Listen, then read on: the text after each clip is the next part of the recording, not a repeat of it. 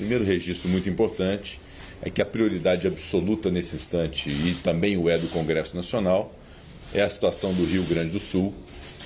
Diversas iniciativas foram feitas ao longo dessa semana e reservamos esse momento hoje para tratar de um tema que também interessa ao Rio Grande do Sul, porque atinge setores econômicos, atinge municípios, é um estado que tem muitos municípios, inclusive, mas era muito importante nós definirmos um encaminhamento de composição em relação a essa questão da folha de pagamentos e da oneração dela, e vocês têm acompanhado ao longo do tempo todos os acontecimentos relativamente a esse tema. Bom, primeiramente eu quero fazer aqui um reconhecimento muito importante acerca do papel do presidente Lula na construção de consensos e na busca de um alinhamento em relação a esse tema, envolvendo o Congresso Nacional, setores da economia, municípios, e nesse instante também o Supremo Tribunal Federal. Eu participei do presidente Lula algumas vezes nos últimos encontros que tivemos a respeito da preocupação do Congresso em relação à situação dos municípios e em relação aos setores econômicos, e a todo instante o presidente, de fato, muito sensível e garantindo que haveria um encaminhamento de solução. Muito bem, em relação aos 17 setores da economia, já está suficientemente noticiado, de um acordo celebrado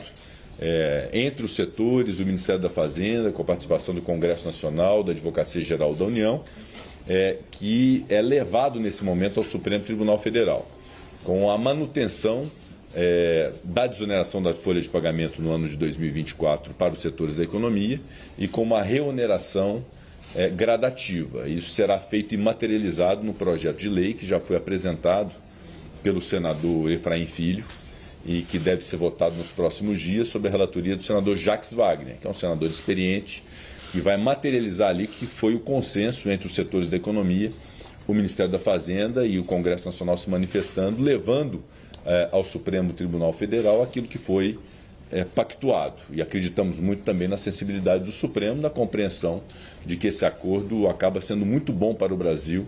porque acaba garantindo empregos, permitindo a desoneração ao longo desse ano e previsibilidade da reoneração ao longo do tempo, e nesse ínter, obviamente, se discutindo uma forma mais ampla de fazer o financiamento da Previdência Social no Brasil, mas essa é uma discussão política ao longo do tempo. Por hora fica resolvida a questão dos 17 setores